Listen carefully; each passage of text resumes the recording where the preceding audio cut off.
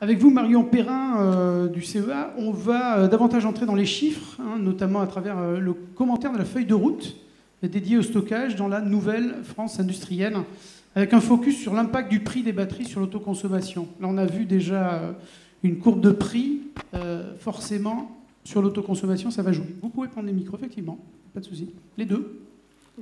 Un devrait suffire, mais bon. Bonjour à tous. Alors, j'essaye. Donc, la question était la compétitivité accrue des batteries. Est-ce qu'elle va changer la donne pour la décentralisation de l'énergie ? Donc, je voulais commencer avant d'aller sur les volumes et la nouvelle France industrielle, dans la mesure où aujourd'hui j'ai un peu deux casquettes. D'une part, je remplace Florence Lambert, qui était la pilote du plan batterie Nouvelle France industrielle, qui l'est toujours d'ailleurs. On vous entend bien ou pas ? Et puis oui. D'autre part, donc, merci à vous.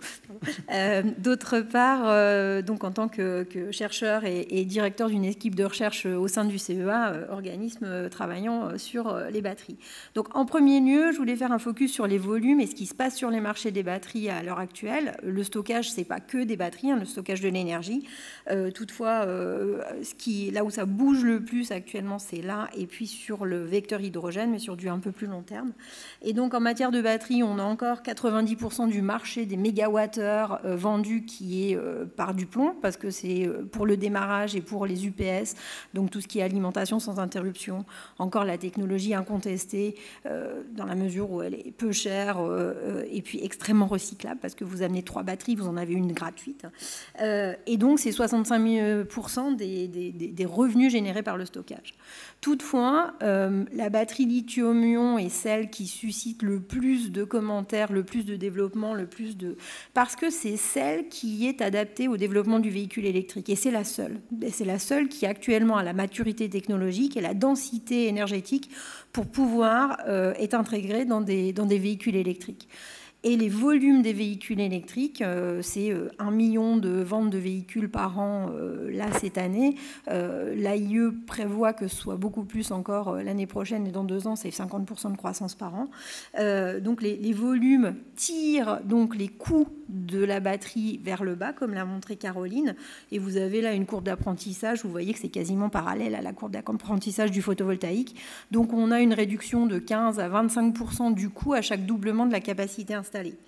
Le troisième, c'est que les batteries qui vont dans les véhicules électriques, donc les batteries lithium-ion, présentent une flexibilité suffisante et des performances techniques telles que c'est une technologie qui répond à toutes les sollicitations et à tous les besoins, en matière de puissance et en matière d'énergie.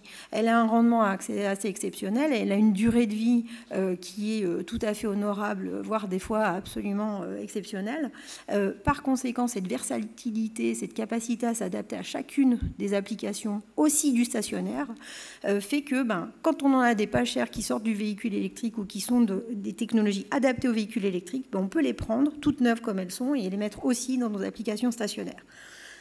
D'où le fait que je vous ai parlé de cette réduction de coûts et qu'en parallèle, par exemple, là, un rapport super intéressant toujours de l'ISEA sur les stockages batteries dans les systèmes d'autoconsommation des particuliers en Allemagne. Il publie tous les 6 mois, il publie tous les ans ce rapport, il est sorti en juillet. Et vous voyez les systèmes d'autoconsommation en Allemagne. En bas, il y a en 2013, quand ils ont commencé à subventionner les batteries pour les systèmes photovoltaïques, il y avait 70% de plomb et 30% de lithium. Maintenant, on est à 97% de lithium. Donc, ce transfert technologique s'est fait, d'une part du fait de la réduction de coûts, puis d'autre part du fait des performances techniques. Voilà, donc premier point, le lithium-ion arrive. Alors, tout laisse à penser que ça peut aller très vite, hein. Eh bien, ça va très vite. Ça va même très, très vite. Donc, on a vu la courbe de réduction. On est déjà, à l'heure actuelle... Alors, c'est vrai que sur ça, je vais faire une petite aparté. Il ne faut quand même pas oublier c'est quoi la structure de coût d'un système de stockage. Parce qu'actuellement, les cellules constitutives d'un système de stockage, nos assembleurs en France peuvent les acheter 100 € du kilowattheure en Asie. Sauf que derrière, pour un système d'autoconsommation dans le bâtiment, on paye encore en tant que particulier 1 000 € du kilowattheure. Et pour un grand système installé dans les îles, on paye, allez, 600, 650 € du kilowattheure, installé, monté, etc., avec tout. Et là, on est sur un système AC avec toute la climatisation, la conversion et l'EMS. Donc, il y a des potentiels de réduction de coûts gigantesques, pas seulement sur la cellule, parce que là, ça se produit et c'est grâce aux véhicules, mais alors pour les systèmes stationnaires, on a un potentiel gigantesque sur la mise en système et sur la conversion, parce que tous les systèmes qu'on a testés en stationnaire, les rendements ne sont pas tout à fait au rendez-vous parce qu'on n'utilise pas sur les bonnes plages, et des convertisseurs bidirectionnels avec les... Voilà, hyper satisfaisants. Au niveau de ce qui est promis, il y a encore un petit peu du boulot. Voilà. Donc la structure de coût, on a des améliorations à faire. Les marges sont là, oui. Marge de manœuvre. Alors derrière, je voulais me livrer avec vous à un petit calcul. Convergence véhicule stationnaire, c'est l'intitulé, mais d'abord, les batteries pour l'autoconsommation chez le particulier. Si on calcule qu'il nous faut 7 kWh pour augmenter notre taux d'autoconsommation de 35%, si je fais un peu de commande prédictive, mais je n'ai pas de stockage de l'électricité, je fais juste du décalage de charge. Par exemple, l'eau chaude, c'est un moyen de stocker, mais en fait, c'est un décalage du moment de la consommation. Donc, pour élever mon taux d'autoconsommation de 35% à 65%, il me faut une batterie de 6 à 8 kWh. Prenons 7 kWh. On est encore à 1 000 € du kilowattheure de coût d'investissement pour le particulier. Sa batterie, elle va faire un peu moins de 150 cycles par an. Imaginons qu'elle dure en vieillissement calendaire, ce qui est tout à fait envisageable, nos simulations et nos mesures le montrent, 20 ans de durée de vie, cette batterie. Eh bien, on est encore sur un surcoût du kilowattheure transité à l'intérieur de la batterie de 33 centimes d'euros par kilowattheure transité. Donc, ce qui est quand même un chiffre encore assez rédhibitoire. Donc, le modèle pour le particulier qui ne peut pas bénéficier d'autres rémunérations que juste son autoconsommation a du mal à boucler. Toutefois, ça ne se rentabilise pas à court terme. Ce qui ne veut pas dire qu'il ne faut pas essayer de développer une filière industrielle. Ça veut dire que pour la développer, en revanche, on ne peut pas compter sur juste l'autoconsommation telle qu'elle est faite à l'heure actuelle. Derrière, donc, une des opportunités énormes, c'est on va avoir des véhicules électriques. En France, c'est 30 000 par an et ça double chaque année, on espère. L'utilisation donc du véhicule électrique, qui maintenant embarque 40 kWh, est une splendide opportunité pour maximiser ce taux d'autoconsommation, dans la mesure où c'est une batterie sur roue qui, 85% du temps, est connectée à un réseau. Le taux d'utilisation des véhicules est très très faible. D'où le fait que, en installant du photovoltaïque, un véhicule électrique, une fois la parité réseau atteinte, ce qui est le cas à l'heure actuelle, l'utilisation de mon véhicule comme batterie pour ma maison est une splendide opportunité. Ce qui veut dire que derrière le véhicule, il ne faut plus qu'il soit seulement monodirectionnel, c'est-à-dire je peux le recharger quand ça arrange le réseau, quand les signaux tarifaires m'arrangent, ou pour maximiser mon autoconsommation. Mais derrière, on a aussi le potentiel de l'exploiter comme étant bidirectionnel. Et là, il n'y a pas de limite technique. On n'a pas encore les chargeurs bidirectionnels pour les véhicules, mais c'est un surcoût modique à investir dans chacun des véhicules pour avoir cette fonctionnalité-là.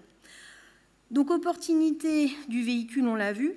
L'opportunité suivante, c'est la seconde vie. Ça nous permet de bénéficier de la valeur résiduelle de la batterie quand elle va sortir du véhicule. Au bout de 8 ans, 10 ans, je n'ai plus que 70-80% de mon autonomie. Et donc, je sors la batterie du véhicule. Mon pack, il faisait 40 kWh, il en fait peut-être plus que 30. C'est encore beaucoup trop pour le stationnaire dans ma maison, mais somme toute, vu que j'ai besoin que de 6 à 10 kWh, une puissance de 3 à 5 kW, et en plus, j'économise le recyclage, qui est encore coûteux de 1 à 2 € par kilo. Donc, pour une batterie conventionnelle, ça coûte encore quelques 500 € de la faire recycler. Les volumes en 2024, le marché du véhicule électrique, il est alors si on fait 1 million de véhicules, ça fait 163 gigawattheures, il est de l'ordre de 10 fois le marché stationnaire. Et donc tout ça se retrouve sur le marché 8 ans plus tard. L'AIE prévoit qu'en 2030, il y ait 300 gigawattheures de batteries qui arrivent en sortie de véhicule. Et ça, c'est à mettre en regard à un marché du stationnaire qui sera certes probablement plus gros que 16 gigawattheures en 2024, donc peut-être qu'il aura doublé en 2030, mais on est quand même sur un ordre de grandeur presque de 10. Donc il va y avoir ce gisement, et en plus ce gisement, il sera en Europe, puisqu'on aura fait rouler nos véhicules électriques en Europe. Donc ce potentiel est à exploiter et à commencer à investiguer dès maintenant. Vous êtes en train de nous dire qu'on ne va pas manquer de batterie, quoi, dans le futur? Il y a toutes les chances qu'on ne manque pas de batterie dans le futur pour les appliquer au stationnaire, sachant que les verrous, c'est quoi? C'est savoir diagnostiquer leur valeur résiduelle. Est-ce que celle-là, elle va durer 10 ans ou 15 ans dans mon application stationnaire? Adapter les organes électroniques, mais si dès le début, on a planifié cette éco-conception, ça aidera d'autant plus. Et après, un réassemblage, si dans un pack batterie, il y a quelques modules qui sont défaillants, ce qui est quand même ce qu'on observe le plus souvent, il y a des coûts de réassemblage. Et ceux-ci, en revanche, sont rédhibitoires. Donc, il faut réussir à les minimiser, ces coûts de réassemblage, le plus possible. Donc, l'opportunité de la seconde vie nous semble importante. Alors, en dernier lieu, donc, pour ce qui est du stockage pour la France, si on se livre à une ambition d'avoir une filière industrielle sur le stockage, il faut qu'on ait un marché intérieur. Le seul marché à l'export ne suffit pas. Dans le marché intérieur, les appels d'offres dans les zones non interconnectées ont été un formidable vecteur d'apprentissage pour les gros systèmes. Et ce n'est surtout pas arrêté dans la mesure où ça permet à nos industriels de gagner des marchés à l'étranger que d'avoir un track record sur des systèmes fonctionnels. Nous, je vous avoue que quand on fait du monitoring de ces installations, ça nous donne des milliards d'idées sur comment optimiser les systèmes. Et donc, pour la R&D, si vous nous donnez les données, franchement, ça génère de la valeur. Mais donc, pour le stockage, il faut un marché intérieur qui permette de développer les différentes solutions. Donc, avec le plan industriel, on a listé les applications pour lesquelles on envisage des volumes qui sont réalistes, avec un peu un merit order des applications, lesquelles sont le plus proches de la rentabilité et lesquelles ne le sont pas. Auquel cas, là, on a choisi d'avoir des volumes beaucoup plus faibles. Et donc, les volumes réalistes de stockage sur le réseau pour 2023 se situent à 1,5 gigawatts, 2 gigawattheures en stationnaire. Et si on prend l'opportunité du véhicule électrique comme étant bidirectionnel, ce chiffre explose et se porte à 6,3 gigawattheures en 2023. Et on a des industriels du véhicule qui sont absolument brillants. Donc, c'est à saisir comme opportunité. Donc, 6,3 gigawattheures en 2023, dont 2 stationnaires, un véhicule électrique bidirectionnel comme opportunité.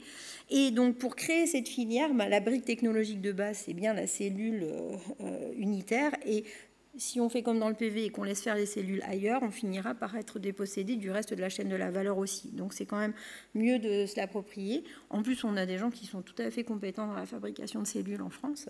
Et donc, alors les nouvelles sont plutôt rassurantes sur le couple franco-allemand, sur l'investissement potentiel qui pourrait être fait dans une fabrication de batteries massive. Et donc pour ça, Florence est dans des discussions de déposer un projet IPCEI au niveau de la Commission européenne, qui est en fait le fait d'exempter un pan industriel des contraintes des aides publiques. Et donc le stockage est en discussion pour rentrer dans ces mécanismes d'exclusion. Donc, on a les acteurs pour faire une filière industrielle en France. Il nous faut un marché intérieur et maintenant, il faut trouver les mécanismes pour pouvoir avoir ces volumes-là de façon à ce que ce marché soit suffisamment dynamique pour permettre l'émergence d'industriels de la batterie. Merci beaucoup, Marion Perrin, pour cette présentation passionnante.